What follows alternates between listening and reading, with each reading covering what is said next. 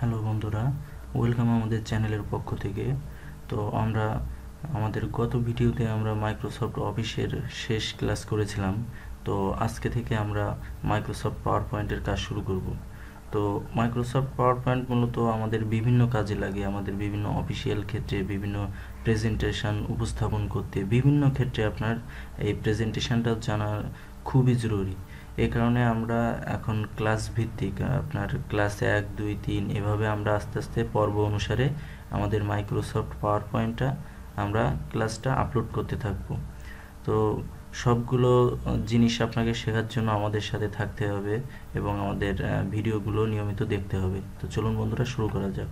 তো আমি প্রথমে দেখাই যে মাইক্রোসফট পাওয়ার পয়েন্ট মূলত তিনভাবে আমরা একটা নতুন ফাইল ওপেন করতে পারি। প্রথমত, যদি আমি এখানে আমার স্টার্ট মেনুতে যাই, দেখেন এখানে যদি আমি অল প্রোগ্রামে যাই, এগুলো আমার অল প্রোগ্রাম। আমি যদি এখানে যাই, দেখেন আমার মাইক্রোসফট অফিস যেখানে আছে, এই যে মাইক্রোসফট অফিস, আমি যদি ক্লিক করি দেখেন আমার এখানে কিছু কিছু অপশন আছে। তো লাস্টের দিকে আছে দেখেন এই যে মাইক্রোসফট পাওয়ার পয়েন্ট 2010। আপনি খুব সহজে এটা এখান থেকে পেতে পারেন। তো আপনি যদি এখান থেকে ক্লিক করেন, আপনার অটোমেটিক্যালি মাইক্রোসফট পাওয়ার পয়েন্ট দেখেন ওপেন হয়ে গিয়েছে।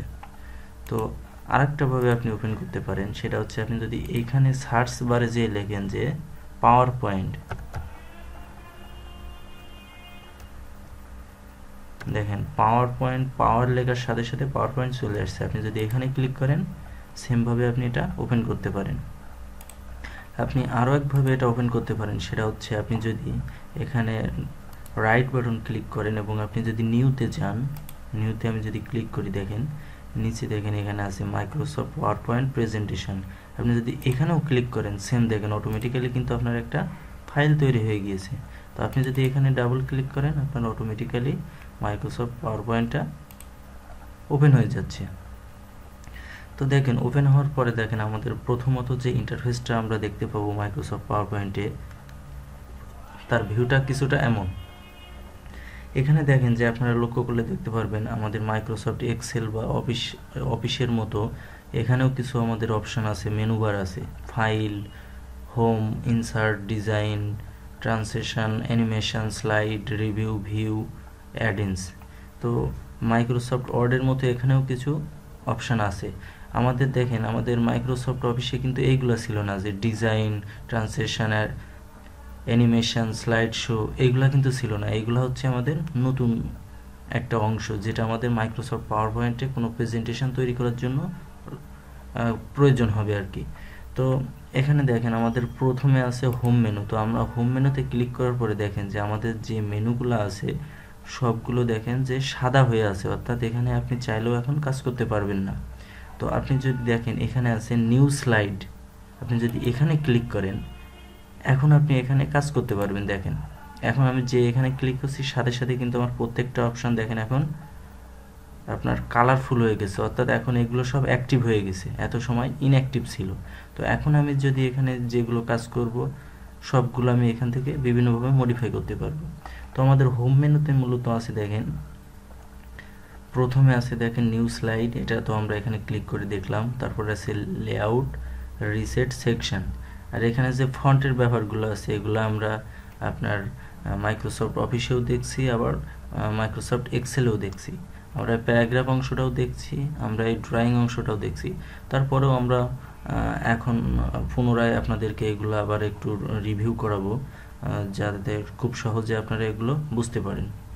তো এটা হচ্ছে আমাদের নতুন স্লাইড, আমি এখানে নিলাম। দেখেন এখানে আছে কি দুইটা টেক্সট বক্স আছে, দেখেন এখানে একটা টেক্সট বক্স, একটা টেক্সট বক্স। তো এটা দেখেন লেখা আছে ক্লিক টু অ্যাড টাইটেল।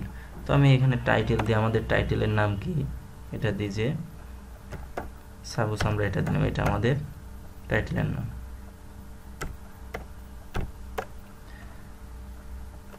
এটা হচ্ছে আমাদের টাইটেল নাম।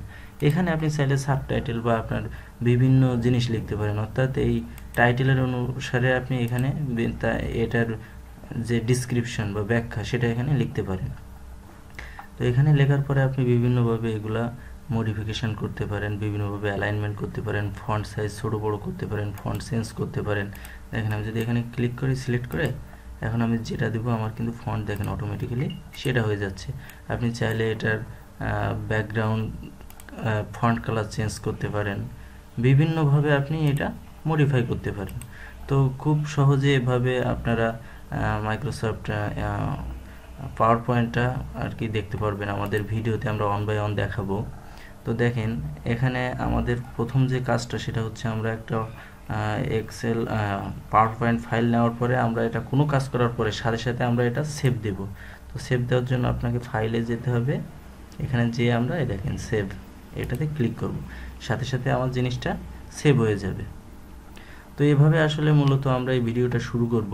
আমরা আস্তে আস্তে আপনাদেরকে 1 বাই 1 ভিডিওগুলো দেখাইতে থাকব। তো এখানে আপনি যদি বিভিন্ন টাইটেল লিখেন যে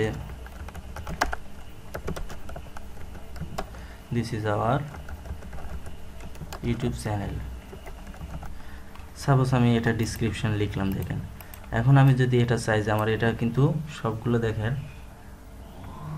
লেখা হয়ে গেছে। তো আপনি যদি চান এখান থেকে এটা বোল্ড করতে পারেন, আপনি চাইলে ইটালিক করতে পারেন, আপনি চাইলে আন্ডারস্কোর ইউজ করতে পারেন। এভাবে আর কি আপনারা বিভিন্নভাবে এটা মডিফাই করতে পারেন। তো আজকের ভিডিও পর্যন্তই, আমরা ধাপে ধাপে এগুলো আপলোড করতে থাকবো। তো আপনারা সঙ্গেই থাকুন। আর ভিডিওটি যদি ভালো লাগে অবশ্যই লাইক করুন, শেয়ার করুন এবং আমাদের চ্যানেলটি সাবস্ক্রাইব করতে ভুলবেন না। ধন্যবাদ সকলকে।